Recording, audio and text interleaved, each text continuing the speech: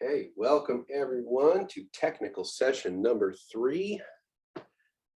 Kind of the end of our introductory T sessions. After this, we'll start getting into a lot more technical detail. We're going to take a tour through the inside of a computer. We're going to be talking about the safe methods to use in breaking down a computer and putting a computer back together. Also, some of the safety procedures you want to take. Some of this will be a reminder from what we talked about yesterday. Yes, we will go over this stuff repeatedly because it is important. And one of the best things you can do, especially if you're starting to break things down, even if it's something that you have not broken down before, if you have a specific methodology that you follow, it makes it easier not to forget things. Because I do these things first. Here's how I lay out my screws when I'm taking things apart. After I've taken my, my screws out and I've popped my case, these are the items I take out first. They may be in different locations, but the methodologies remain about the same. So the objectives for this particular session, we're going to be able to describe and identify key components inside of a personal computer case. Right now, this is just exposure. We're looking to identify certain things. Even though computers can be vastly different, identifying these similar components, they all look relatively similar. So it makes it kind of easy for that. We're going to be walking through step by step how to take a computer apart. And then we always have to put Humpty Dumpty back together again. So we got to go in reverse back to closing the case, cross our fingers and pray that we pass post. So,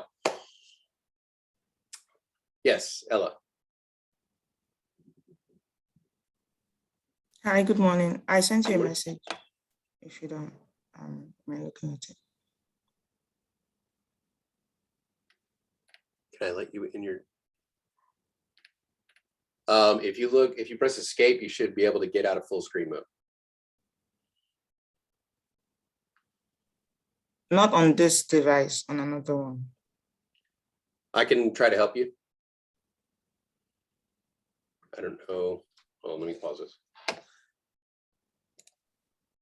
All right, so real quick again, objectives for this technical session. We are going to be going over and describing key components inside of a personal computer case, mostly focusing on desktop. We get into mobile devices and laptops a little bit later. Steps for taking a computer safely apart and then putting everything back together.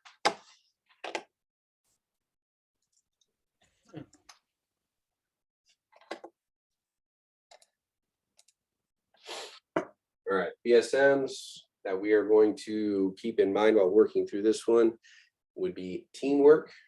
As we talked about yesterday, IT is a team sport, and on any given team, there's going to be a variance in the skills. What you may be good at, somebody else may be weak in, and vice versa. What you may be weak in, they may be strong in. It provides opportunities for learning, but also, allowing you to kind of lean on people as you need to utilize those particular skills. Some people may be better at hardware. Some people may be better with networking. Some may be better with voice over IP. Some may be better with cloud. Some may be better with security. Understanding these skills and how to utilize them in the team can make or break it, and you and the skills you develop will make you more and more valuable to said team. Also, future orientation. We want to look to the future and see where we want to be, especially in 5-year plans, 1-year plans, and make sure the actions we're taking today are moving us in the direction of getting us towards that goal. So first, talk about the computer case. Typically in this course, for the most part, when we are speaking of generally computers, we are speaking of desktop computers, not all-in-ones. A case similar to what you're seeing on here, also called a chassis. It can either sit upright or lay down flat, depending on your design. All-in-one cases, typically everything is inside of the monitor. It's quite literally, the monitor is like a computer in and of itself. Although these are wonderful, convenient, they take up a little bit of space. They are very, very difficult to upgrade. And if something goes wrong, unfortunately, a lot of times it's replace the whole unit. So there is that trade-off. Desktops, you have lots of opportunity for upgrades. If things go wrong, you can, swap out the parts pretty easily. So it offers you a lot of opportunity for growth. So the life cycles of a desktop are significantly longer than they would be for a laptop or an all-in-one. What are some of the things that we can find on a case? I understand that some of this information can be dated from time to time. It has been quite some time since anybody has seen a CD-ROM on a computer case. That's not to say that at some point in your career you won't come across one, but typically you will see either a DVD or Blu-ray drive on it. And even those are becoming legacy technologies and being eliminated as it is more efficient to utilize USBs. Which leads us to our ports. Ports, some of them are on the front, some of them are on the back. You'll have USB, audio, display, and other various peripherals. Don't worry, we'll get into all that in cables and connectors. My personal favorite chapter, because that was one I absolutely struggled with coming through this cohort. Then you have your monitors, and then in laptops and all-in-ones are typically connected to the case or part of it. So when we pop the case, in general, this is typically what you would see.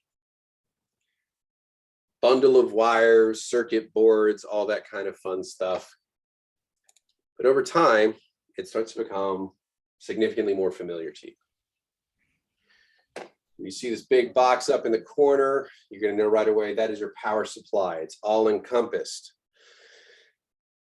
What would be a circumstance to which we would open up and repair a power supply? Anyone? Got hit. Thank you, For Danielle. smoking. Never. Never. There will never be a case in which you will open up the power supply and work on it. It's too dangerous unless you're a certified electrician. It is a field replaceable unit. We take this entire box out and then we replace it with a new one. We'd never open the case of this metal box here. Yes, Golly. I would say if the computer is not powering on at all. Oh, we'll get into troubleshooting power supplies later. I'm just saying, at what point would you say it's okay to open the power supply itself? Oh, after the computer is disconnected? No. The answer to that is never. Unless you are a certified electrician, you never open up a power supply. You keep that, it's a tight enclosed metal box, leave it as is. Usually it could be on the bottom or on the top. It depends on the power, on the piece. Yeah, Depends on the Mr. design. Kelly, Yes, isn't it that sometimes it still retains some of the charge, even when it's unplugged? exactly. Yes, That's it exactly does. And that is part of why we say never open it. Because that charge is very dangerous and there is enough amperage in there, it can kill you. So it's not worth the risk. Just leave it be. So you can put, remove it, put a new one in, just don't open up the metal box that it's contained in. And then typically in the upper front part of the case, you'll see your optical drives installed. Out of the power supply, you see this big bundle of wires. That's your power cords that are going to go to supply power to everything like the motherboard, the CPU chip, your fans, peripherals, all that kind of fun stuff, the drives. And there is a wonderful lab in Test Out that goes over all that stuff, but we will get to that a little bit later, probably next week. You see the big circuit board right here. That is your motherboard, AKA MOBO, although I've never heard anybody really call it that, but they say that's the term for it. Usually people just say motherboard. On top of that, you'll see a giant fan. sometimes it could be something else, but we'll get into that in cooling procedures. And that fan sits on top of the central processing unit, which is essentially the brain of your computer. We have our SATA connectors, which are these solid red cables here. They go to our drives, allow for pretty rapid transfer of data. We have our slots right here, these little vertical lines. That's where our RAM modules would go in. And we have other peripheral connectors over here, which would be our PCIe connectors. We'll be getting more into detail about all this stuff in a little bit. This is just a brief overview, kind of looking at it when we first crack that case. Yes, Danielle. What does peripheral mean? A peripheral would be like a keyboard, a microphone, a monitor. It's like stuff that's not included in the case, but adds functionality to the computer. So it could be a touchpad, it could be a keyboard, it could be, you know, a secondary monitor. These are all considered peripherals. They add functionality or added usability to a unit.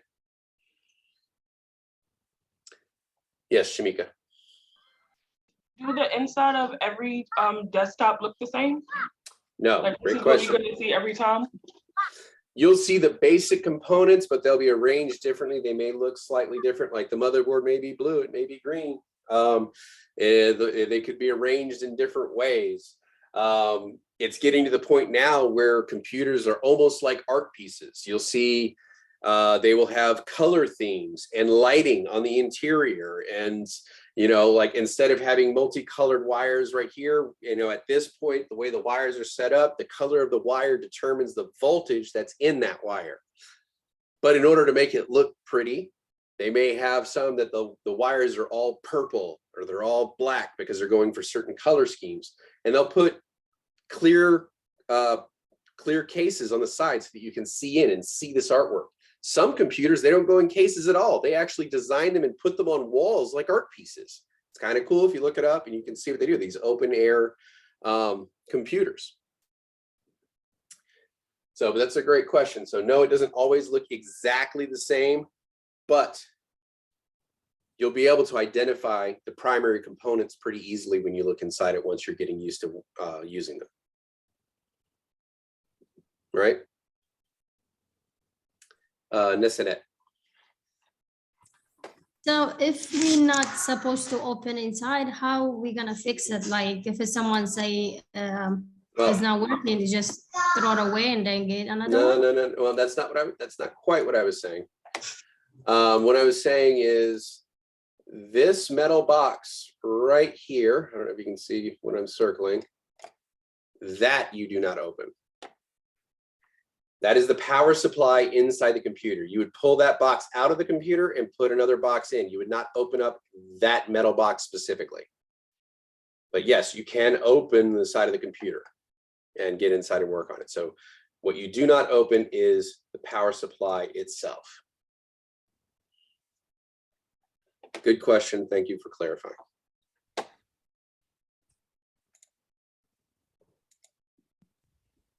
All right.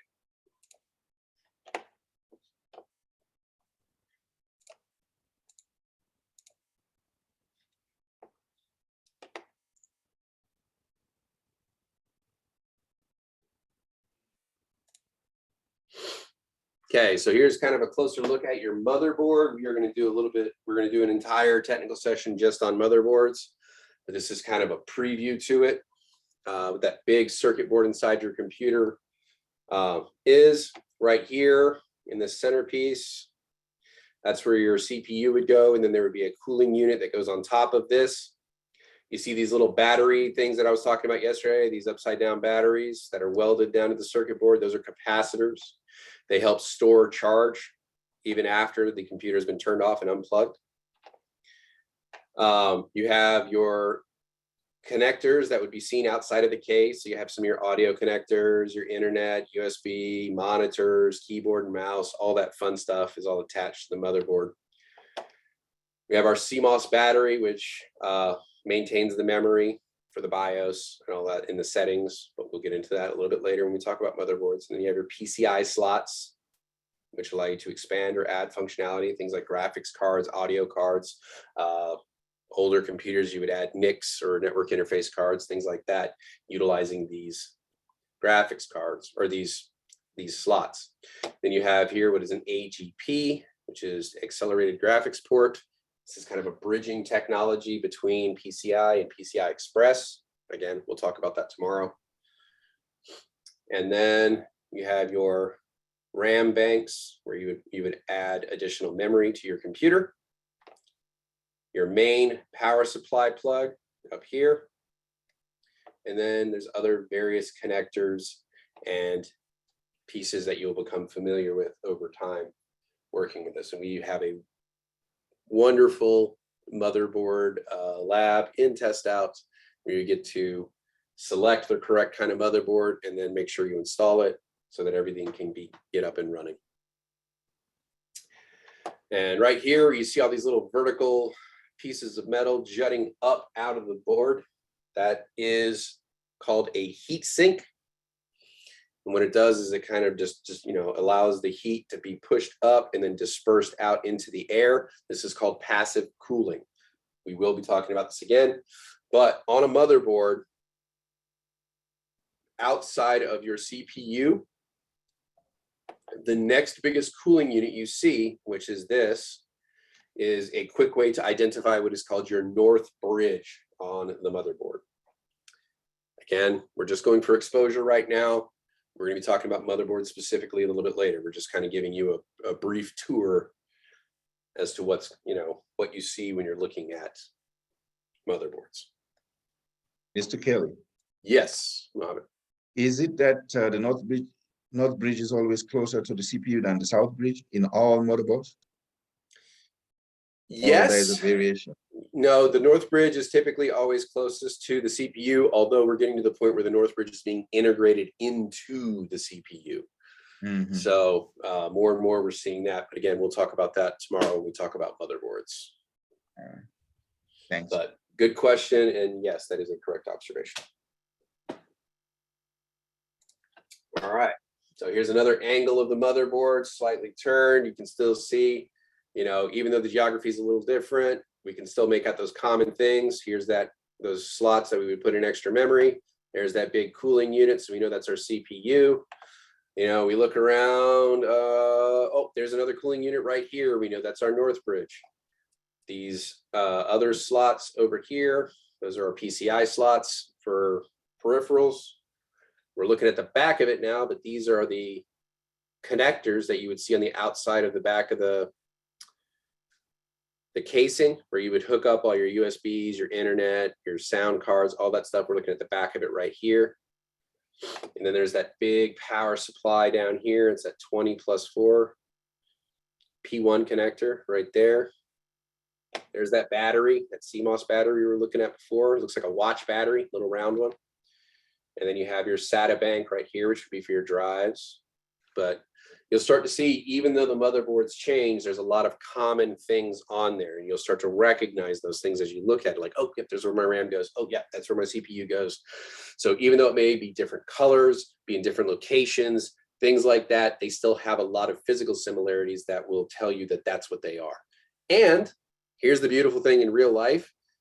If you look really close on motherboards, they actually put text on the actual circuit board itself that tells you exactly what everything is. So if you're like, oh man, I don't know what that is, you can look real closely and it'll tell you, like, SATA connector, USB 3 connector, USB connector. I mean, it'll tell you on the motherboard what it is. For the exam, they will blur that out. So you can't see it, you have to kind of know it. But in real life, if you get stumped, you can look on the board and it tells you what it is. So there is that. Also, there is the documentation provided by the manufacturer where you can look in it and it will give you schematics and tell you in general areas where everything is. Don't underestimate the documentation, especially in Test Out. Yes, Greg.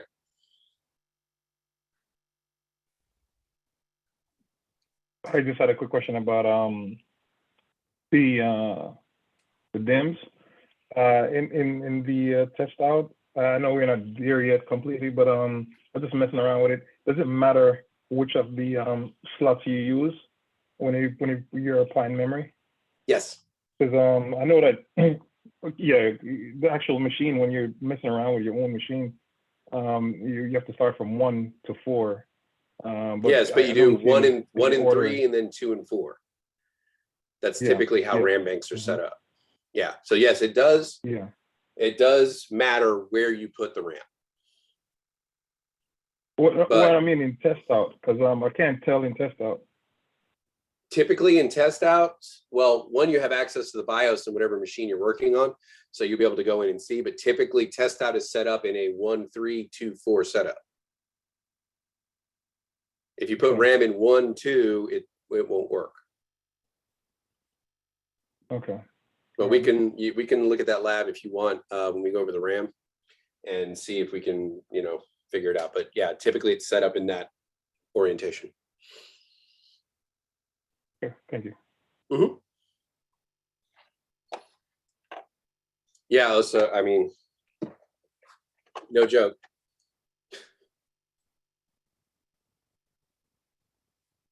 So I have a magnifying glass for my toolkit.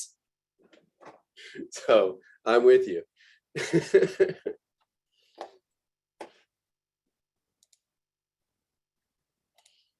All right.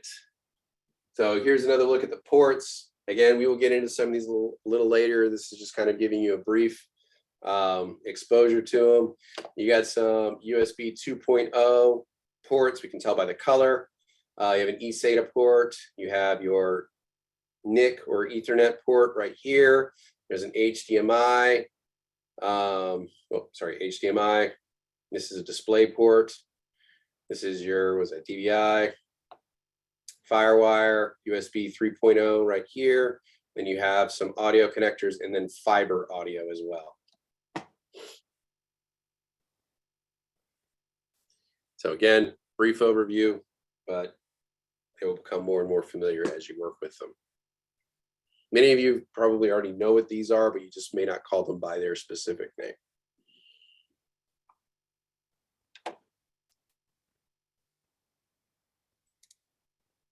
All right, processors typically get installed in the motherboard. They determine essentially the computing power that the system is going to be capable of at that time. And the type is determined by your motherboard specifications. There are 2 main manufacturers for chips, although we're working on a third, and that would be Intel and AMD. And they use different types of boards because of how their chips are designed. You have Intel, which has, this is the bottom of an Intel right here, that is called an LGA. We will talk about this during when we go over CPUs, but LGA means land grid array. So the bottom of the chip is flat, and then there are pins that stick up out of the motherboard that the chip sits on top of. And then if you remember my story from yesterday where I was talking about dropping the chip on the edge of the board, that was an AMD chip, which is what's called a PGA or pin grid array. And that has the pins coming out of the chip that fit into slots on the motherboard. So we have to make sure to match up the proper manufacturer and type to the motherboards that we have. Now, it used to be back in the 901, you actually had to memorize all the chips and all the motherboards that they matched up with. Thank goodness they don't do that anymore. You just need to get close and you need to understand the naming systems that they use. But we'll talk about that so that you can sit there and look at what the socket type is, the way they name the socket type. And you're like, okay, I know that goes with an Intel chip. And then that'll get you, and then you know how they name an Intel chip. And you'll know that that's pretty much a good chance those will match up. For the exam, you might get one question on it. In real life, Google. Or the documentation you have for it will tell you what chips are available. You do have to be careful sometimes because there's a really good website called PC Part Picker where you can kind of design your own computers and it'll show you the cheapest places to get parts and stuff like that. It's kind of neat. But they will say that this chip goes with this board with a caveat. And what that means is that motherboard needs to be upgraded, like have to have, go through an update in order to be able to work with that chip. But that means you need an older model chip to be able to upgrade the board. So if you're doing a fresh build, those two wouldn't be compatible because you'd have to have access to an older chip to be able to upgrade the board. So, things like that you need to be to pay attention to. The website is PC Part Picker. DW, if you could look that one up and drop that in chat for us. You can Google it, but they show builds that other people did. Some of them are crazy builds that they look, like I said, like a piece of art. And they'll, explain what they did to get there. They do builds for people who are just getting started, saying like, here's a, entry-level gaming PC, here's a gaming enthusiast PC, here's a streamer PC, and they'll show you all the parts that would go in it and, how to kind of get the best bang for your buck. But, some people go way overboard. There was one guy, and this was like 5 years ago, built a $40,000 gaming desk. And this thing had just insane computing power. I think it had almost a terabyte of RAM in it. I mean, it was crazy, but he's dropped $40,000 to make it. It was a custom build for someone else. Hopefully they got more than a couple years use out of it. But in any case, so just by looking at the bottom of a chip or at a CPU socket, you should be able to tell right off the bat whether or not it is a Intel chip or Intel board or a AMD board or AMD chip. Because if it's got pins on the chip, it's AMD. If it's flat, it's land grid array, that's Intel. But again, we'll talk about that during CPUs.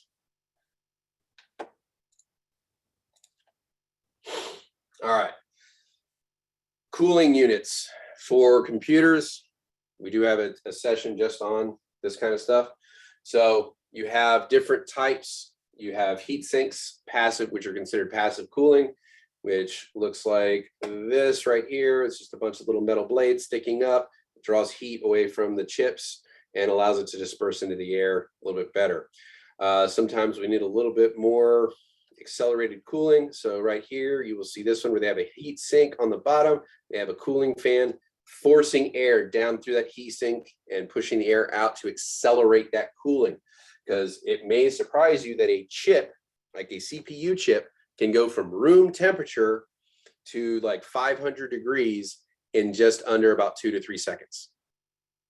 It heats up that fast.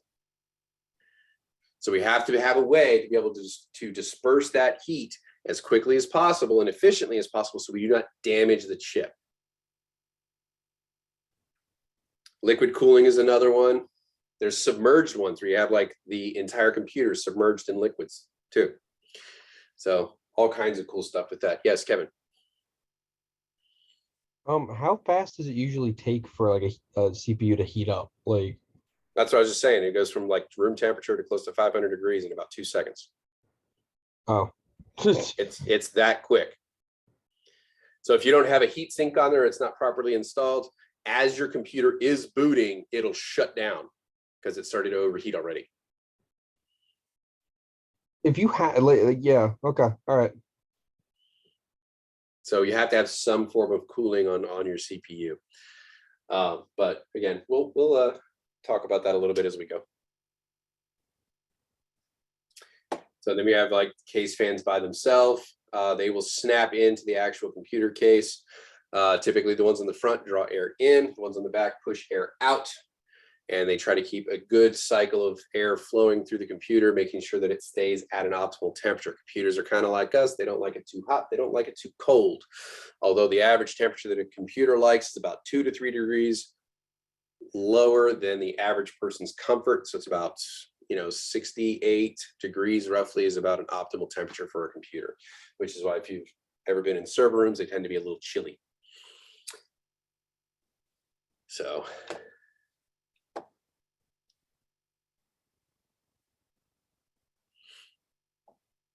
understood, Ebony. We are recording, so it's no big deal. You'll be able to see what you missed on this one. All right, memory modules or RAM banks or memory banks, however you like to call them, are these slots here. They have these little tabs that stick out to either side. As you push the memory modules in, the tabs click up together, lock that memory module down in place. And as kind of a visual to let you know how they align their memory banks, you see how this one has blue, black, blue, black. That lets you know the blues work together and the blacks work together. So you know that those are the memory banks, how they've got them set up. So typically they will do this, although in some of the more aesthetic boards where they're trying to go for a certain look, they might all be black, and then you have to just read the documentation to know how they've set up their RAM modules. Questions so far? Again, remember this is just exposure. We're going to be going into each of these pieces individually.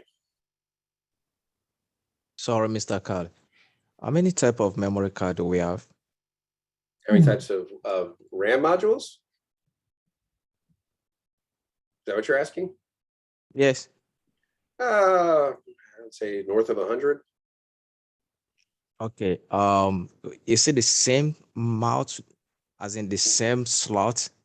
No. There are minor differences so that you see these little plastic, that little notch across the center there, where I'm right here. That notch, there's a carve out in the RAM module. There's a notch, ticked out of there. Each generation of RAM module, that notch is in a different location. So you can't put a generation 3 RAM module into a generation 4 slot. It won't fit. It won't go in. Okay. So it does change with each generation, but within each generation, you'll have a multitude of choices to pick from with regards to RAM. Okay. Thank you. Uh-huh. Mr. Kelly, Yes. is it a matter of must that thermal paste should be put on top of the CPU before applying any heat sink or Yes. We'll get into that. We'll get into that when we start talking about CPUs, but yes, thermal paste is critical. And one of the TAs I worked with when I first started built a computer during his class and forgot the thermal paste and fried his CPU within, half an hour of him finishing the build. So yeah, thermal paste is very important. And that's one of those, you can't do too much and you can't do too little. You have to do just the right amount. Uh-huh. So, but yeah, we'll get into that. And then we talk about it a little bit as well during maintenance. You got to check and verify that the thermal paste is still kind of moist, not dry and crumbling so that it actually can do its work. So, but we'll get into that. All right, RAM or random access memory.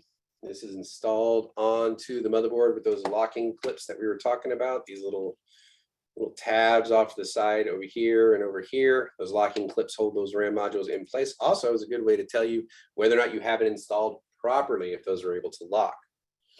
The type, speed, and size that you should use for your motherboard will be determined by that board's specifications. What can it handle? Also partially by the operating system you're using. What can that handle?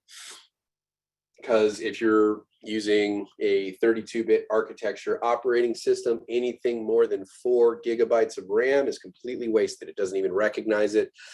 You could install 32 gigs on there. It doesn't care. It will only see 4 gigs of RAM. That's it. So several factors come into play.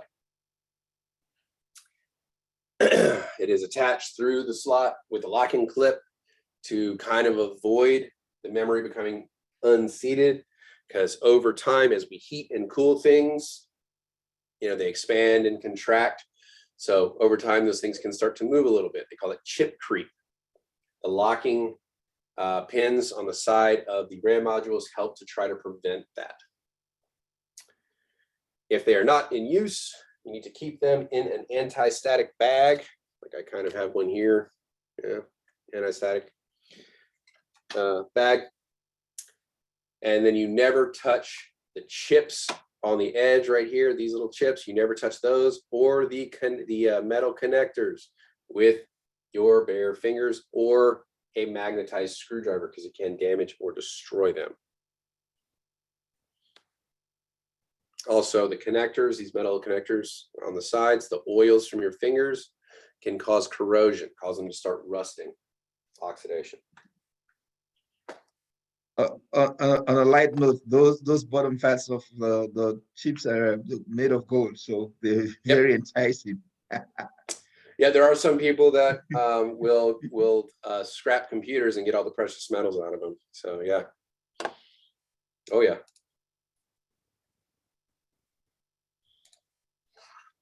All right, different types of drives installed in computers. Again, we have an entire technical session on drives. This is just a brief introduction.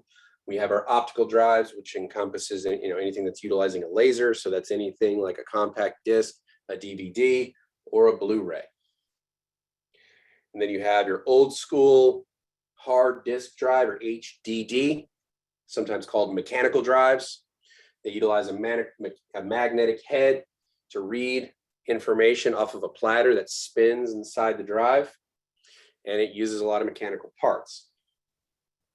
And then the newest iteration, which more and more we are switching to, is the SSD, or solid state drive. There are no mechanical parts and utilizes flash memory.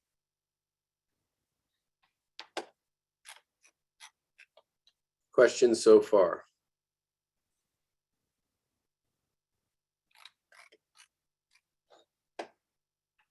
All right.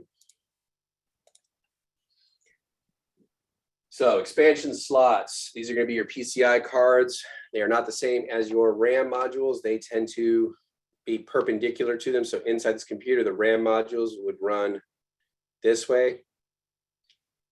And then in the expansion slots running this way, they typically face towards the back of the case. This would be a way for you to expand the capabilities of your computer. Like if you wanted to add a graphics card to it so that you can get, much better graphics than you would on a standard PC. Although the standard PC is okay, it is a world of difference when you put a really good graphics card into a computer and see what it can do. It also adds computing power to the system as well. You can also add 3D audio cards. You can add NIC cards. There's a pretty big variety of stuff you can add to it. They can receive some power through the slots, though some of them have much higher power requirements and may require additional connectors from the power supply to support them. So before you go adding them, you need to make sure you have those proper connectors and proper power support before you put them in. Again, we will be talking about this in future T sessions.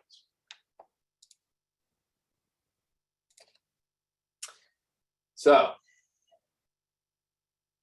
the oldest ones, you'll see they have kind of this little cream color right here. They're called just straight PCI connectors, which is peripheral component interconnect slots. And then the most recent iterations are called PCIe, which is peripheral component interconnect express. The E is for express. So we can use those for things like adding more USB connectors, audio, graphics, networking. There's a lot of other stuff you can do. You can add TV tuners, radio tuners to it. So lots of various, capabilities with those particular slots. Now, when they were trying to improve these and the graphics cards started getting a little bit better, the PCIs weren't able to handle the load for the graphics card, so they had to essentially create a new system, and that was when they came up with the AGP, or Accelerated Graphics Port. It is almost always a brown color like this, and it was utilized when the video cards needed more bandwidth than the PCI could provide, but the PCIe technology had not yet come to be. So this is kind of a bridging technology between the old PCI and the new PCIe. Modern boards are built with fewer PCI slots. They use significantly more PCIe slots. So, specifically if you're going to be doing 3D graphics rendering. Engineers need that a lot for computations, things like that, audio mixing. The PCIe components really help with these types of things because you need a much faster throughput to the CPU.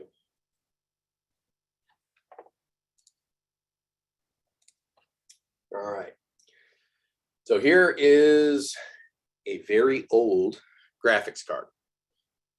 But unlike modern graphics cards, it doesn't have that fun case on the top. So we can kind of open it up and see what it looks like. The interesting thing is, it looks kind of like a little motherboard, doesn't it? So we got that big fan heatsink in the middle right here. Our main chip for the GPU sits right under that. We have another little heatsink here, which is kind of like the North Bridge, right? And then we have our capacitors and other stuff on here. So essentially, you know, kind of, it's like another little motherboard in and of itself. And then on the outside part of it here, this is where it clips to the exterior of the case. We will see our monitor connectors here. This would, you know, in an older PC, this would be a way for you to be able to get dual monitors and things like that, because that was not originally a function of PCs. This was something that was added much later, and this was a way you could add it to older machines. And Mr. Kelly, Yes. if those capacitors were to go bad, would you have to replace the whole chip or board, or Yes. would you just solder a new one to it? You could try soldering a new one to it, but I've not known anybody to have that kind of success, because you're talking about the solder points on these things are millimeters. They are tiny. So is it possible? Yes. Probable? Not really. If you want to give it a shot before you throw it in the trash, yeah.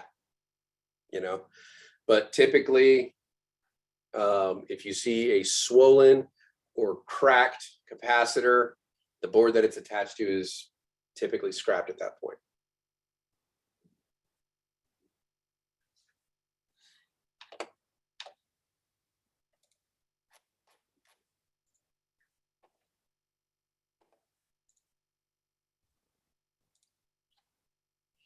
All right, on to the power supply. Here's a little bit better view of it than we had before. You can see it kind of nestled in the upper rear part of the computer right here, and then you have your bundle of wires that come out of it. Older power supplies, the wires were permanently attached. Newer power supplies, they have essentially wire harnesses that can be unclipped and then replaced with other wire harnesses that can make them a little more adaptable to suit your needs. But this is the casing right here. It has its own little fan, as you can see, to try to keep everything cool. It is in a very tight case. It's very difficult to open, so it's not one of those things that you would open up by accident. You would have to really want to get in here to be able to see what's inside that power supply. But as we know, we do not ever open a power supply. It's a field replaceable unit. You can send it back to the manufacturer, send it off for recycling, what have you. If it's still under warranty, maybe you can get a refurbished one sent back to you.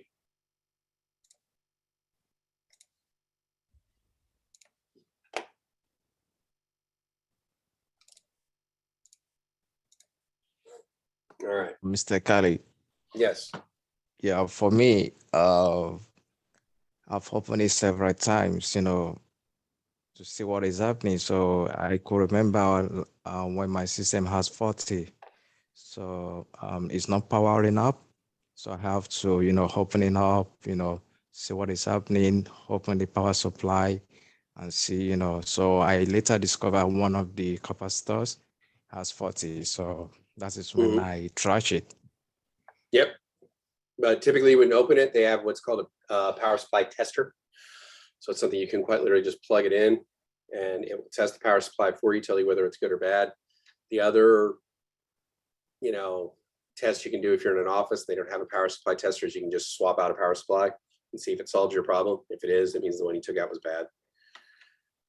Intermittent power supply issues like what you were just talking about, if it like kind of works, kind of doesn't, you know, can be one of the most frustrating things to diagnose as an IT technician, but we'll get into that as we go. So we'll talk about troubleshooting and stuff a little bit more later. All right. Melody, can you please tell me what this is in the upper left? A CPU. CPU, very good. Bonus points. Can you tell me who made it? It's a pin grid, so. Is it? It's kind of flat. Oh, this outer part. Yeah. So Intel. Perfect. Yes, that is Intel. Very good. Let's see here.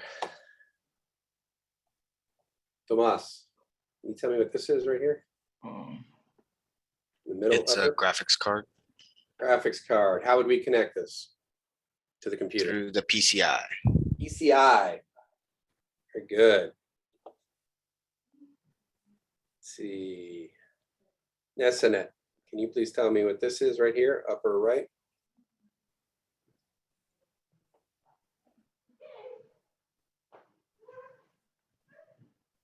Power supplies? That absolutely is correct. It is the power supply. Let's see. Stephanie's trying to hide, so I'm going to go ahead and call on her. Stephanie, what do we got right here? Bottom left.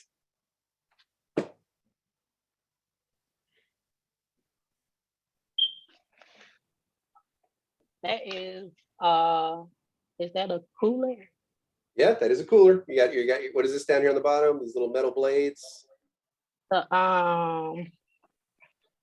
they got? The heat sink. Heat sink, beautiful. And the top part up here. That is the fan.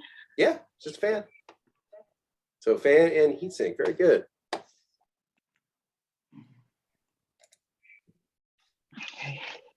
Right, let's see here. Joyce, what's this right here in the middle? Lower middle. I'll say that's the RAM. That is a RAM module, very good.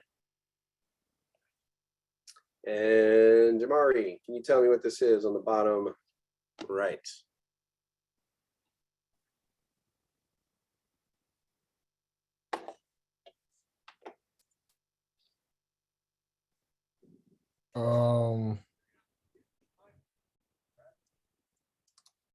Not gonna have no idea.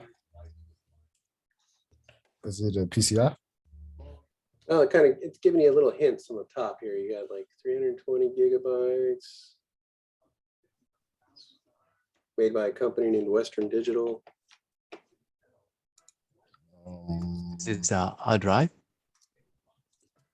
Yes, it is the hard drive. 320 gig. 320 gigabytes.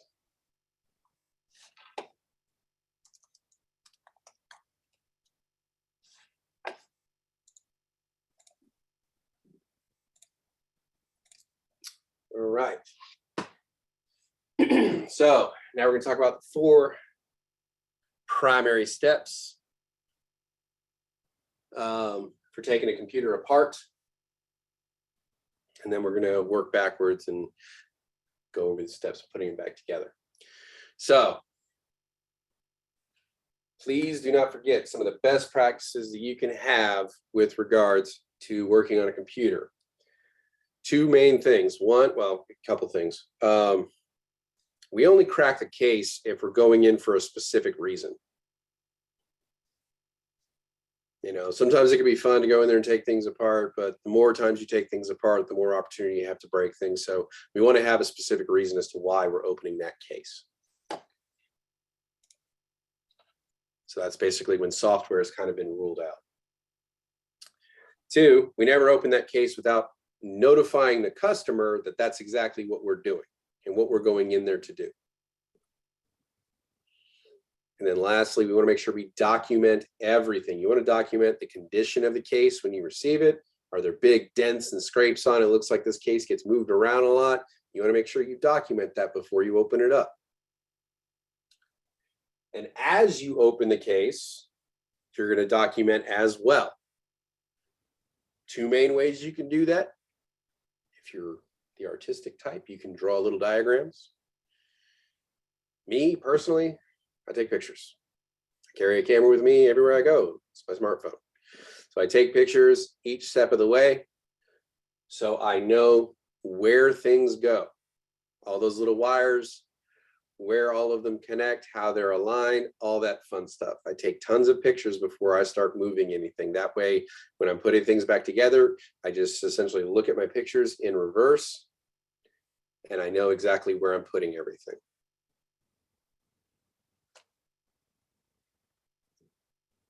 Pro tip also works on vehicles. If you have to take anything apart on your vehicle, take pictures as you go, and then you know where everything goes as you put it back together. So, detailed notes. Because in IT, we always want to try the most least invasive methods first. And opening a computer case gets significantly more invasive than just trying to reboot it. You know, maybe trying to run a system update, maybe trying to run an antivirus or what have you. So when we open the case, we want to make sure we have a specific reason because it is a very invasive procedure.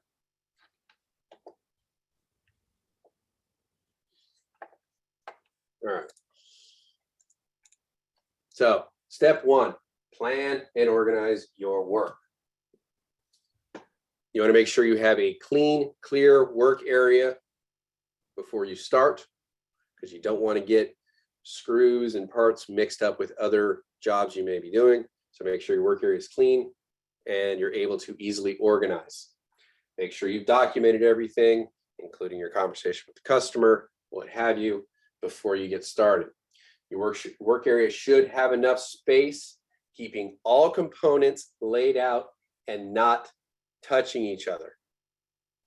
You do not stack components on top of each other. That is a real good way to damage things.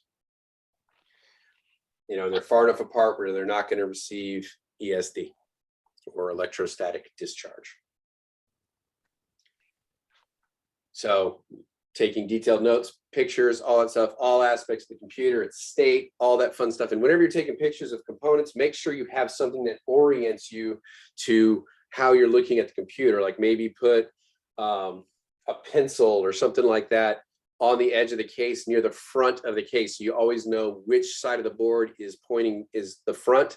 That way, when you're zoomed in real tight, because sometimes you can get disoriented how the motherboard is looking and how the connectors are going in. So always have something that can quickly identify to you which direction is north, so to speak, you know, with regards to your computer.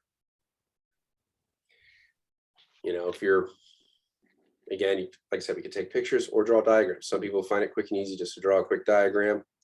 I prefer pictures because I can zoom in, all that kind of fun stuff.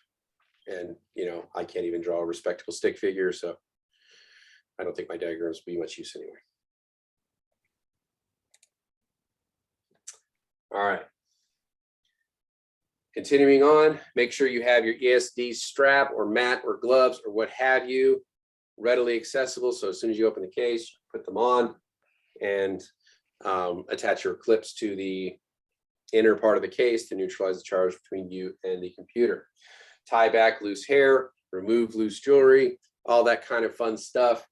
Before you open the case, make sure you unplug the computer and then you press and hold the power button for at least 5 seconds after you've unplugged it and turned it off. Why do we do this? Because that discharges any residual charge in the capacitors.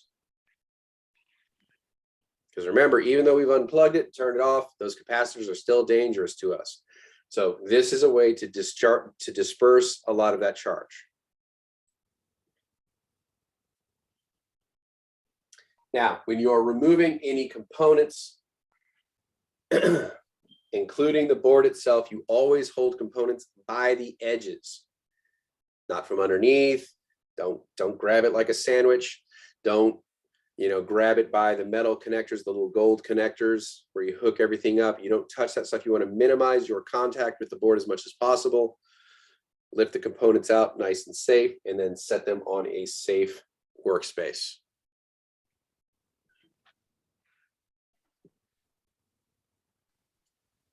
Same thing goes with your RAM and board chips. Do not touch them with your fingers, because the oils on your skin can cause corrosion and damage over time.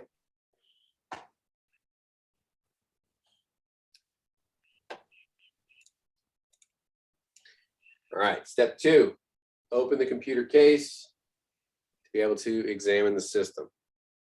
So again, they're reiterating, once you've unplugged it, you press the power button and hold it for 3 to 5 seconds to make sure any residual charge has been dispersed.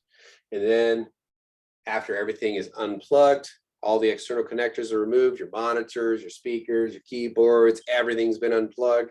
So it's just kind of by itself. Then you're ready to go ahead and crack that case. So you open up the case cover. This can open up a couple different ways. Some of them have clips. Some have these wonderful little latches. These are the nicest ones because, they come off really easy. Some of them you actually have to undo screws on the back of the computer itself in order to pop the case open. If it's a laptop, there could be close to a dozen screws on the bottom of a laptop. Unfortunately, they could be of different threading and different size. So you have to pay attention to where every single screw goes.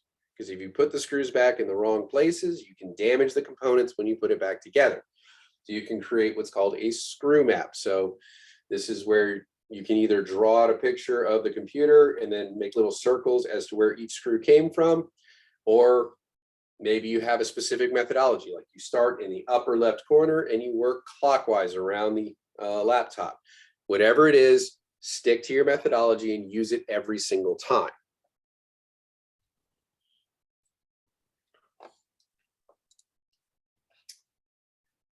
So once that case is off, take note of any cable that may have a yellow triangle next to it on the board or on the cable. This is an indicator that is the positive lead and the wire nearest to pin 1 on that connector. It does not mean caution. So a nice little gold triangle or yellow triangle means that is closest to pin 1. So that helps you with orienting a connector back into the motherboard. So that should be on the connector itself and on the motherboard. You will also see it on your CPU and the CPU socket. They'll have a little gold triangle for where pin 1 is and a little gold triangle on the top of the CPU, so you can align it properly to set it down into the board. So locate all your major components first, like your power supply, motherboard, drives. Follow their connectors, and then if needed, like if you're needing to remove those things, unhook those connections.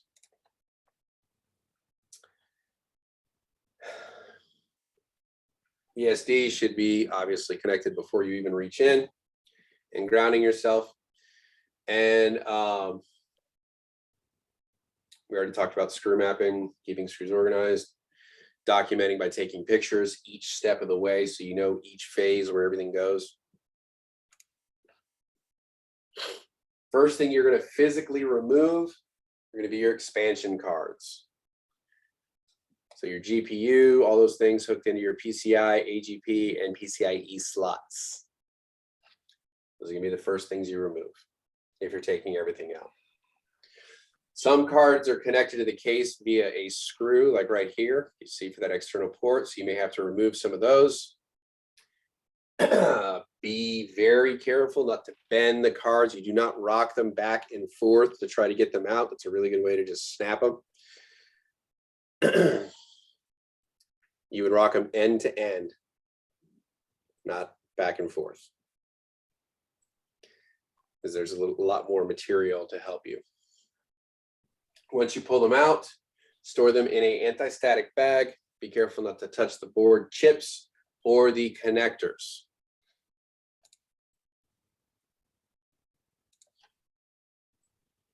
After you removed all your expansion slots, you move on to your RAM modules. go ahead and move those. They're kind of easy. You have those little locking tabs. You basically put your thumbs down on those two locking tabs and you push down firmly, and it kind of, you know, not fully, but partially ejects the RAM modules so that you can then grab them by the edges and gently lift them out and set them on a safe space. If you have extra ESD bags, that's obviously the most optimal place to put them, but anti-static mats also work pretty good too for ESD mats. Do not ever stack. Questions so far? Yeah, he's barehanded in those videos. Wouldn't you just wear a pair of plastic gloves or something? You could. I've been barehanded before, but as long as I have the ESD bracelet, it's okay. And I'm not touching the metal connectors or the chip sets. So being barehanded is okay. You just got to be careful as to what you're touching. But yeah, you can wear the mechanics neoprene gloves, so you don't have to worry about oils and stuff like that. It makes it, so you can be a little less cautious. They also have the anti-static gloves as well. No rings on bare hands. There you go. Yes, Greg. Oh, you just said it. I was just gonna mention to whoever said something about the gloves. Not every glove is anti-static. It's, some gloves are actually worse than your bare hands. Yes, because that is of true. the static charge on them. It's just like balloons, But again, they have specific anti-static gloves that you can wear for that if you wish. So.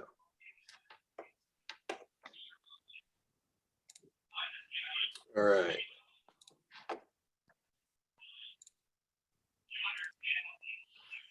Next, you want to remove the CPU. If you're, this is if you're pulling everything out of the computer. So first you got to remove the heat sink, and some of them are clipped in, some of them are screwed in. If they're screwed in, you have to use what's called the X method, which is you don't undo all the screws in a clockwise or counterclockwise fashion. You would start up in say the upper left corner. You don't do that screw first. Then you go down to the lower right corner. Then you would go to lower left and then up to upper right, creating an X pattern across it. And so it comes off evenly and is less likely to bend the board, especially when you're putting them back on. Sometimes the heatsink doesn't come off easily. Like it doesn't just come off because you have that thermal paste in there. And some people do like a little twisting method. That can work. One of the easiest ways I found is unwaxed dental floss. You just put it over the slot, and then you just slide it through, and it breaks that seal of the thermal paste, and you can pull it off quite easily. And then once that's removed, you use your chip extractor. You go in and you grab the CPU, you lift it straight out. If it's snagged or if it's stuck, you can wiggle it very, very gently, but try to pull it straight up if you can. And then you would set that on an anti-static bag as well. Document the status of the thermal compound or thermal paste that's on that CPU. Is it still kind of moist? And is there enough there where it's kind of going close to the edges? Or is it dried and crumbly and not enough there? If that's the case, you may want to clean off what's there, and then you're going to reapply thermal paste as you put the heatsink back on.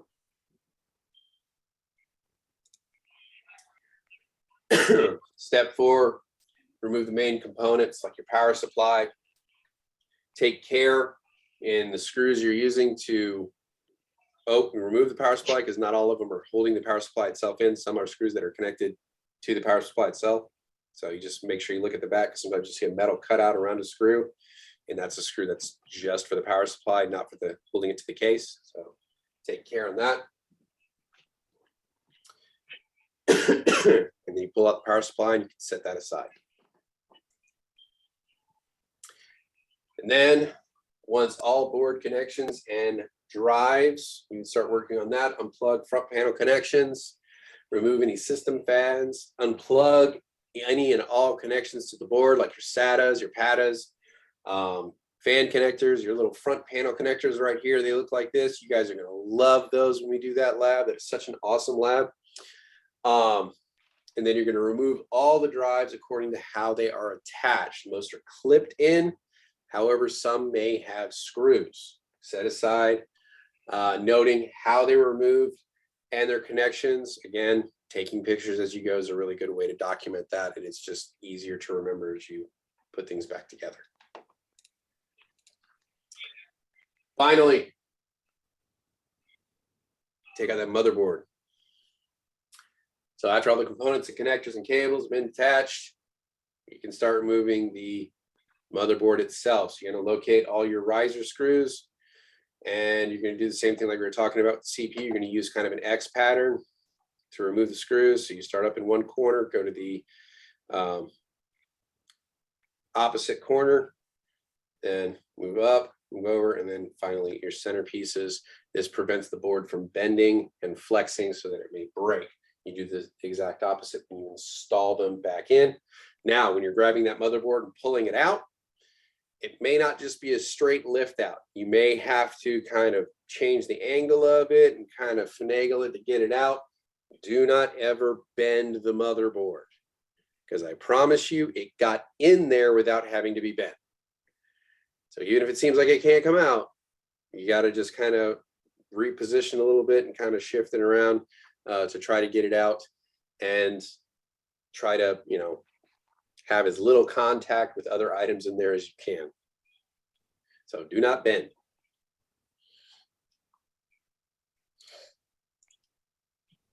All right. And then you put your board either on or in an anti-staff bag at that point. So we'll come back to that. Save that for tomorrow. Oop.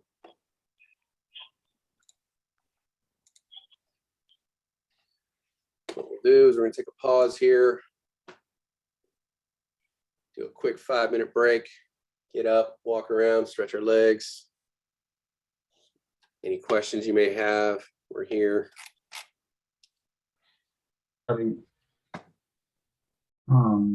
Berg joined us and he was having some issues. I don't know if you want to talk to him or should I? Do you want to see if you can pull him into a breakout room and help him real quick? If you need help, flag me and I can jump in there too.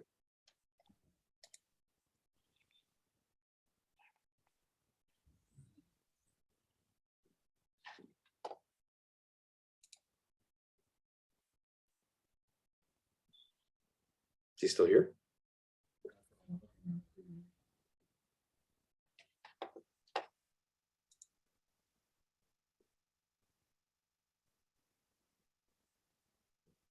Mr. Kali. Yes, computer. Yeah, I have a question.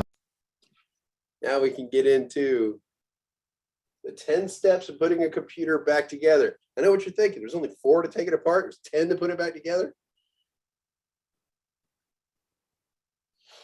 You don't want to be like me and get done putting the computer back together and go, huh, I have extra parts.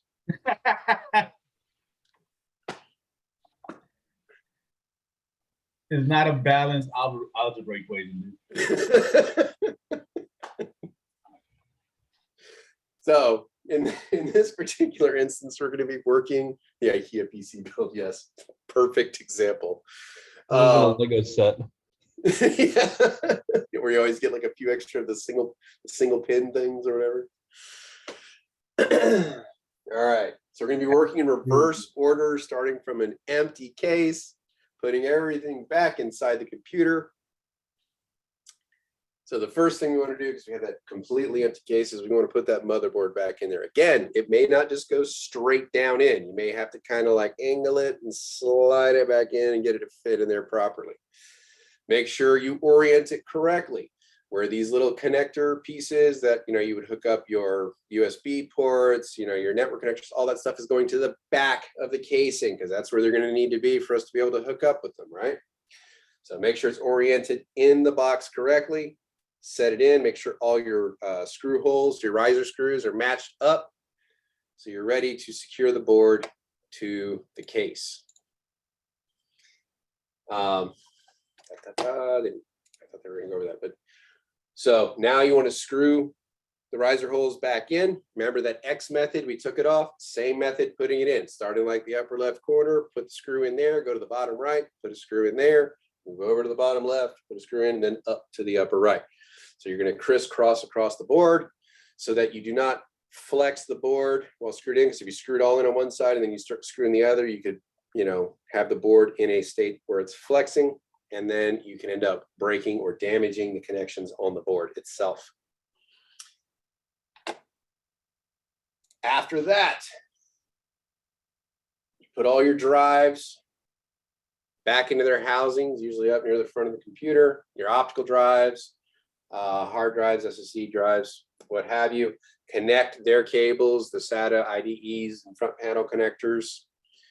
Make sure all that stuff's housed properly. Front panel connectors can be a little frustrating. Make sure you read the connectors on the board and or look at the documentation, because the way the pin alignment is can be tricky sometimes. So you want to make sure you're set with that. After you've done that, reattach your power supply to the case, and then start making all your power connectors to the board, the CPU, your drives, what have you.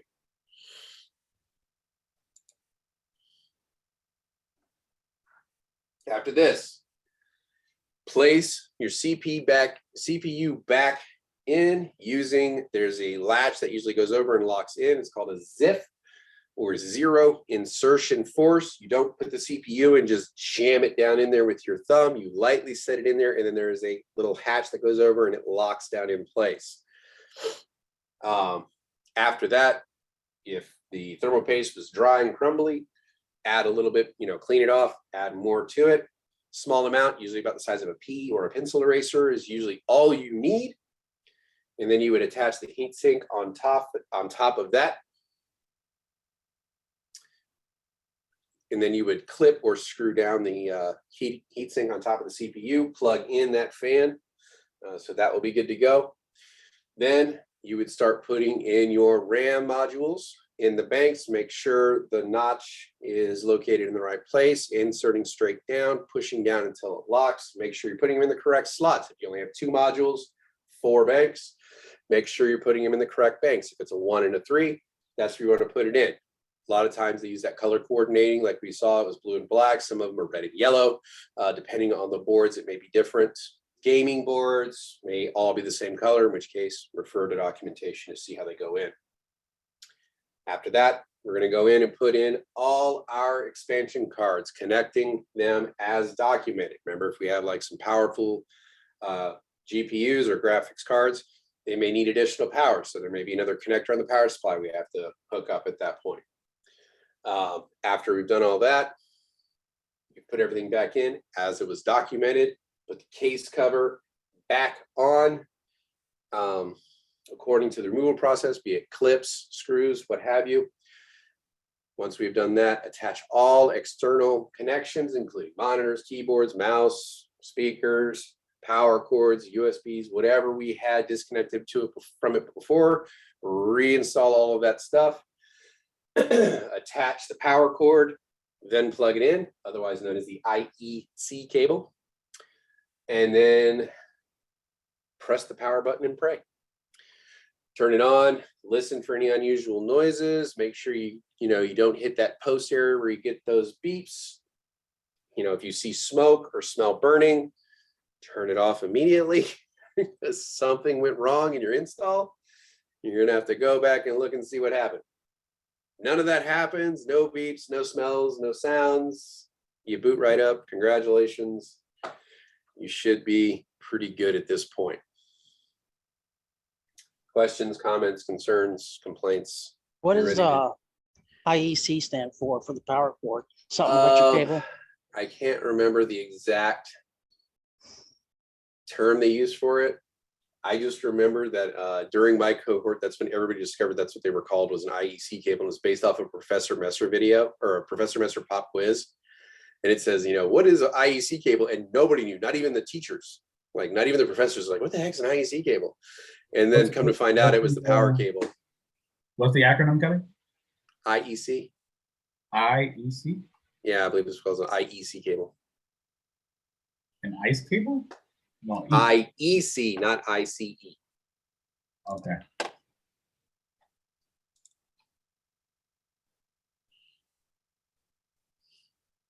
I'm trying to Google it, but I'll see if I can find it. But it'd be a good way to Yeah. mess with more It's like experience. international, what is this? Electrotechnical Commission. It's just basically a specific, like an ISO. It just basically governs the, yeah. It just governs the standard of the cable connection. So if you go to another country with the same box, you can, the external plug itself is one thing, like, the wall part, but Yeah, because that whatever plugs changes into with the every actual country computer, almost. they govern that standard. Mhm. Yeah. So IEC cable. And, so if you want to mess with somebody, like if they're a little more experienced, they may not know what that is. And you're just like, hey, can you go to the storeroom and grab me an IEC cable? I think mine's damaged. See what they come back with. If you see them spending a while on their phones, they didn't know. International Electrotechnical Commission. Yeah. There you go.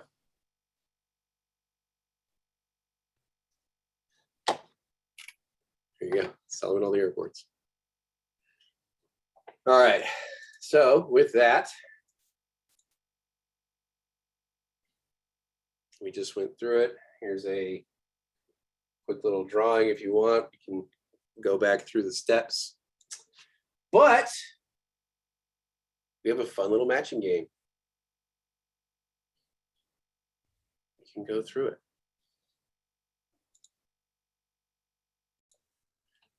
Now that we have gone through the matching and pairs, we come to the conclusion of our technical session. We should now be able to describe and identify key components inside a personal computer, not in a real detailed level, exactly what it does and all the nuances of it. No, we're just looking for basic recognition at this point, getting to know it, becoming familiar with those kind of things. And we're getting introduced to proper protocols for safely taking a computer apart and putting it back together. Any questions, comments, complaints so far? Again, the session's being recorded. It will be up on YouTube soon, as long as I do not error out again like I did last night. And will be up for everybody to watch again if they so choose. The slideshow has been posted in Slack, but it's student paced. So you have the slides as well.